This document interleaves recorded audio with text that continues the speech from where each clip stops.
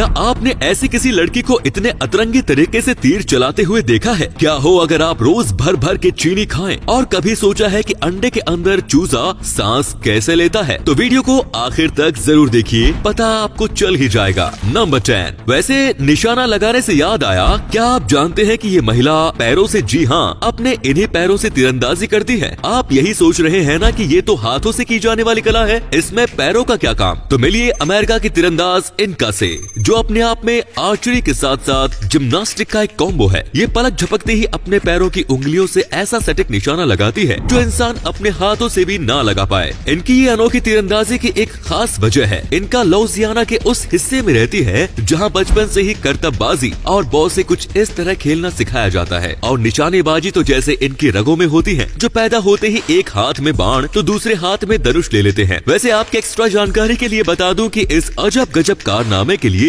इनका नाम Guinness book of world record में भी शामिल है। नंबर 9। अगर आप अपनी डेली डाइट में शुगर का इस्तेमाल ज्यादा कर रहे हैं तो हो जाइए सावधान, क्योंकि साल 2018 में न्यूजीलैंड की ओटागो यूनिवर्सिटी में हुई एक स्टडी के मुताबिक हद से ज्यादा ग्लूकोज किसी व्यक्ति को शुगर कोमा में डाल सकता है। ये एक ऐसी बीमारी है जो हम पर हावी होती है और हमें एहसास तक नहीं होता। शुगर कोमा में इंसान की अटेंटिव रहने की क्षमता खत्म होने लगती है, जिसका सीधा असर हमारी मेमोरी और बॉडी पर पड़ता है। इसकी वजह से विटामिन की कमी होती है, जो दूसरी डिजीज के लिए रास्ता बनाते हैं। इनमें डायबिटीज होना सबसे आम बात होती है। यही नहीं, ज्यादा शुगर हमारे लीवर को कमजोर, खून में रेड ब्लड सेल्स की कमी हड्डियों को कमजोर और जरूरत से ज्यादा लेजीनेस हमारी बॉडी को मुफ्त में दे जाती है। सबसे शॉकिंग बात तो ये है कि हमारा मूड भी इस बात पर डिपेंड करता है कि हम कितनी शुगर खा रहे हैं। मतलब जितना ज्यादा मिठास लाइफ में, उतनी ही ज्यादा कड़वाहट। नंबर 8। नॉर्थ कोरिया के अजीब लॉज के बारे में तो आपने अक्सर सुना होगा, पर क्या आप जानते हैं कि अफ्रीका में भी एक नॉर्थ कोरिया है, जहां आपको दुनिया भर के अजीब लॉज देखने को मिल जाएंगे। अफ्रीका के शहर एरिट्रिया में अगर आपको किसी को अपने घर खाने पर बुलाना है तो आप एक बार में बस 3 लोगों को ही बुला सकते हैं, और वो भी 3 अलग अलग परिवारों के 3 अलग अलग मेंबर्स। पर अगर आप एक ही फैमिली के मेंबर्स को एक साथ खाने पर बुला लेते हैं तो आपको जेल भी हो सकती है। नंबर 7। क्या आपने कभी किसी ऐसे चूहे को देखा है जो रात में कुत्तों की तरह हॉल करता है? अगर नहीं तो मिलिए ग्रासहोपर माउस से। नॉर्थ अमेरिका में पाया जाने वाला ये चूहा अक्सर रात के टाइम खाना ढूंढने निकलता है, और खाना ढूंढने के लिए ये चूहा अपने साथियों को हॉल करके मिशन की जानकारी देता है। इसका हॉल सुन के बाकी चूहे भी खाना ढूंढने बिल के बाहर आ जाते हैं। नंबर 6। ग्लास फ्रॉग अपने अंडों को अक्सर पत्तियों पर फर्टिलाइज करते हैं, पर उनके अंडे से मेंढक बनने में कुछ टाइम लगता है, और इस दौरान उन पर वास्प हमला कर देती है, क्योंकि वास्प को उनके अंडे काफी पसंद होते हैं। और इसीलिए ग्लास फ्रॉग अपने अंडों को बचाने के लिए निंजा टेक्निक का इस्तेमाल करते हैं, जिसमें वे अपने पैरों की मदद से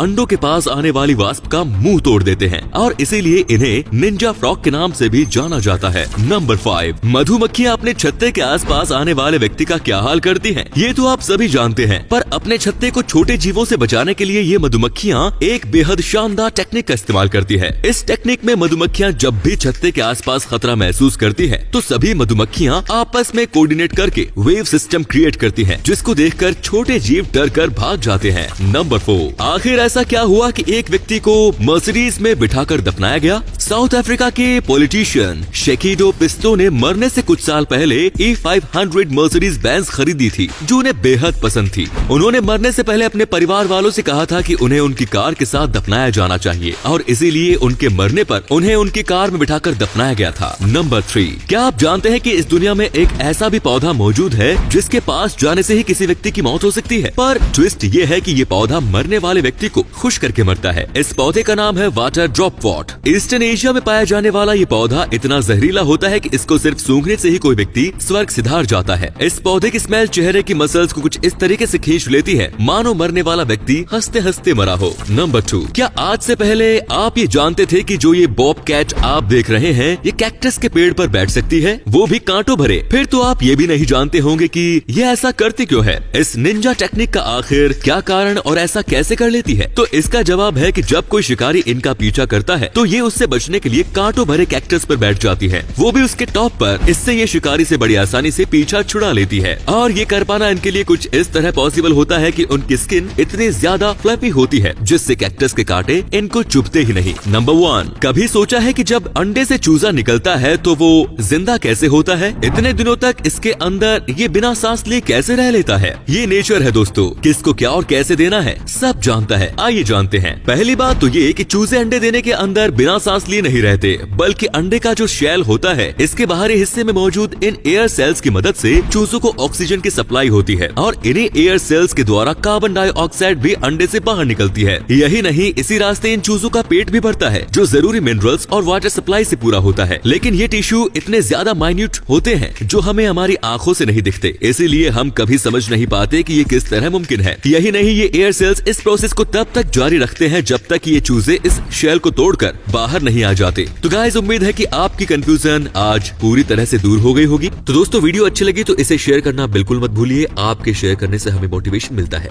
ऐसे ही वीडियोस लगातार देखते रहिए। धन्यवाद।